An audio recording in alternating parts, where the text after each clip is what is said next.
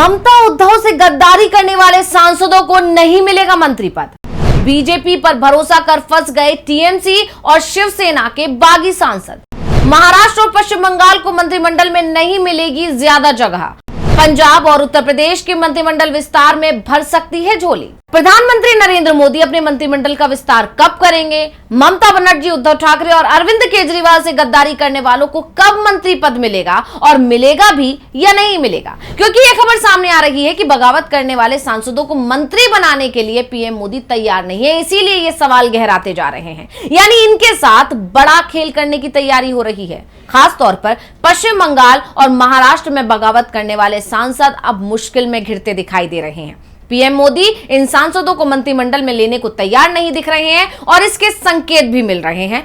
Lok Sabha speaker Om Birla की तरफ से बागी सांसदों के मामले में पेच फंसा दिया गया है। अब ना तो टीएमसी के बागी और ना ही उद्धव से बगावत करने वाले सांसदों को मंत्री पद मिल पाएगा और ना ही इनकी सदस्यता बचती हुई दिख रही है। और इसे अपने दलों से गद्दारी करने वालों को एक सबक भी कहा जा रहा है। और यह भी कहा जा रहा है कि बीजेपी पर भरोसा करने की कितनी बड़ी कीमत चुकानी पड़ सकती है। तो इसी पर आज हम अपने इस स्पेशल रिपोर्ट में करेंगे बात। नमस्कार, मैं हूं अंशिता।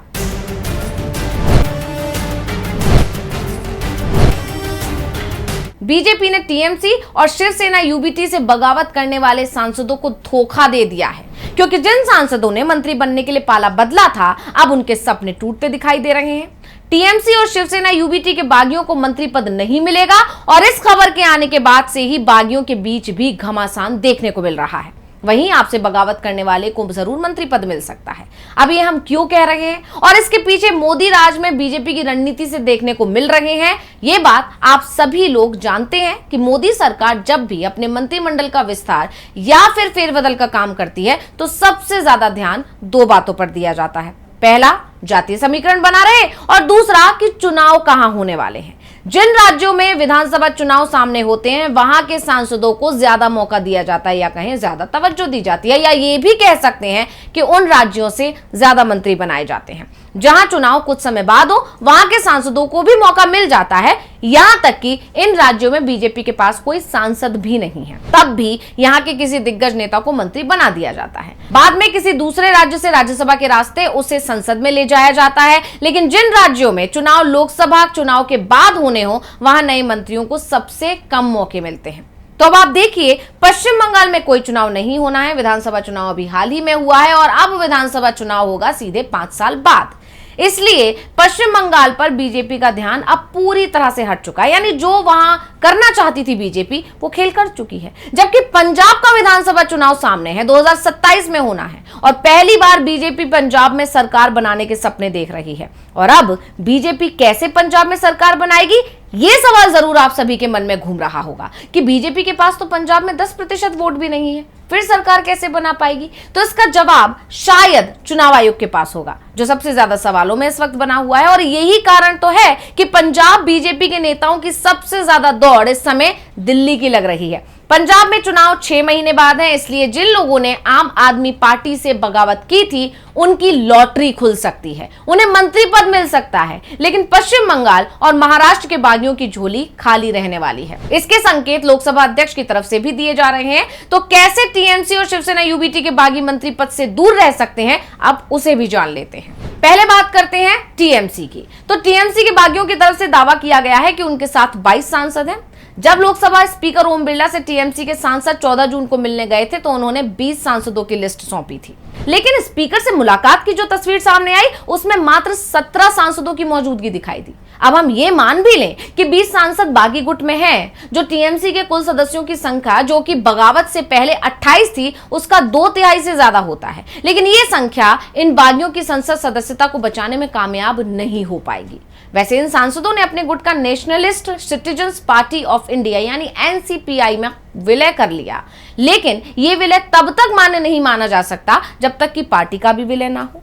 और अब इन सांसदों के पास पार्टी के विलय का अधिकार ही नहीं है। इसलिए उनकी शिकायत टीएमसी की तरफ से लोकसभा स्पीकर से कर दी गई है और इनकी सदस्यता को खारिज करने की मांग की गई है। और ओम बिरला ने अभी तक ये फैसला नहीं किया है कि बागी सदस्यों के दल बदल को मंजूरी दी जाए या ना दी जाए। अब आगे देखिए, टीएमसी के 17 सांसद लोकसभा स्पीकर से मिलते हैं, जो कि उस तस्वीर में दिखाई दे रहे हैं, और उसके 4 दिन बाद शिवसेना यूबीटी में भी बगावत हो जाती है। पार्टी के 9 सांसदों में से 6 अलग हो जाते हैं। यहां भी ये संख्या 2/3 है और यहां भी उद्धव ठाकरे की तरफ से लोकसभा स्पीकर से शिकायत कर दी जाती है कि दल बदल कानून के तहत इन सभी सांसदों को अयोग्य घोषित किया जाए। यहां भी 6 सांसद अपना अलग गुट बनाते हैं और अपने गुट का विलय एकनाथ शिंदे की शिवसेना में कर देते हैं। लेकिन यहां भी 2 सप्ताह से ज्यादा का वक्त हो चुका है, लेकिन लोकसभा स्पीकर ने अभी तक कोई फैसला नहीं किया है। और अब इसके पीछे 2 ही कारण हैं। पहला, लोकसभा स्पीकर नहीं चाहते कि इन बागी सांसदों को मंत्री बनाया जाए और इसी के चलते वो कोई फैसला नहीं कर रहे हैं, या फिर पीएम मोदी ही नहीं चाहते कि मंत्रिमंडल विस्तार में पश्चिम बंगाल और महाराष्ट्र से ज्यादा लोगों को शामिल किया जाए, जिसके चलते टीएमसी और शिवसेना यूबीटी के बागी सांसदों पर फैसला नहीं हो पा रहा है, या कहें कि लटकाया जा रहा है। वहीं अब दूसरा खेल देखिए, टीएमसी और शिवसेना यूबीटी की तरह ही आम आदमी पार्टी में भी बगावत हुई थी, लेकिन यहां मामला राज्यसभा सांसदों का था। आपके 10 में से 7 राज्यसभा सांसदों ने बगावत की थी। यह बगावत हुई थी 24 अप्रैल 2026 को। बागी सांसद पार्टी छोड़ते हैं, अलग गुट बनाते हैं और फिर बीजेपी में अपने गुट का विलय करने का ऐलान कर देते हैं।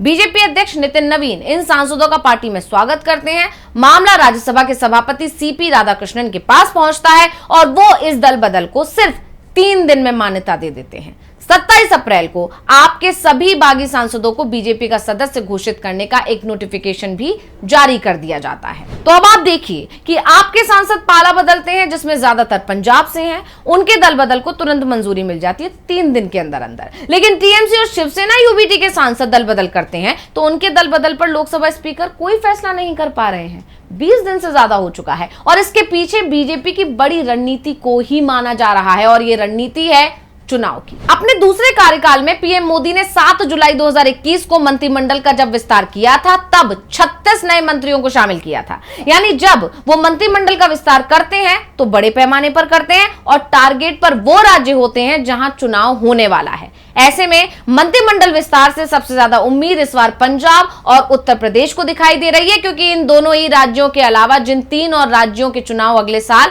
यानी कि 2027 की शुरुआत में होना है, वो छोटे राज्य हैं, उन्हें बहुत ज्यादा प्रतिनिधित्व तो शायद ही मिले। लेकिन 2027 के आखिर में गुजरात का विधानसभा चुनाव होगा और उसके बाद 2028 की शुरुआत में कर्नाटक का। यहां से जरूर कुछ लोगों को मौका मिल सकता है, पर महाराष्ट्र और पश्चिम बंगाल के लिए दरवाजे खुलेंगे, ये फिलहाल तो मुश्किल ही दिखाई दे रहा है। तो स्पेशल रिपोर्ट आपको कैसी लगी, हमें कमेंट करके अपनी राय जरूर दीजिएगा। इसी के साथ मुझे दीजिए इजाजत। देखते रहिए डीबी लाइव। नमस्कार। हमारे चैनल से जुड़े रहने के लिए YouTube पर टाइप करें डीबी लाइव, सब्सक्राइब बटन को क्लिक करें और बेल आइकन को दबाना न भूलें, ताकि खबरें आप तक पहुंचती रहें। देखते रहिए डीबी लाइव, क्योंकि यहाँ हैं खबरें लगातार।